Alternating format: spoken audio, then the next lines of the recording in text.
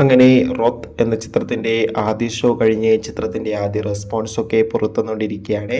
ആ ഒരു അപ്ഡേഷനാണ് ഇന്നൊരു വീഡിയോ ഭാഗത്തെ. വീഡിയോയിൽ വരുമ്പോൾ ഈ വീഡിയോ ലൈക്ക് ചെയ്യുക, ചാനൽ സബ്സ്ക്രൈബ് ചെയ്യുക. ഈ വരുന്ന ജൂൺ മാസം അങ്ങോട്ട് ധാരാളം ചിത്രങ്ങൾ OTT റിലീസ് ചെയ്യും. നമ്മുടെ ചാനൽ ഭാഗം പരിശോധിച്ചാൽ നിങ്ങൾക്ക് ആ വീഡിയോയ്ക്ക് കാണാൻ വേണ്ടി സാധിക്കുന്നതായിരിക്കും.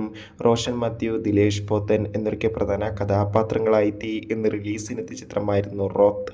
എല്ലാ സിനിമാ പ്രേമികളും ഒരേപോലെ ചിത്രത്തിൻ്റെ റിലീസിനായി കാത്തിരിക്കുകയായിരുന്നു.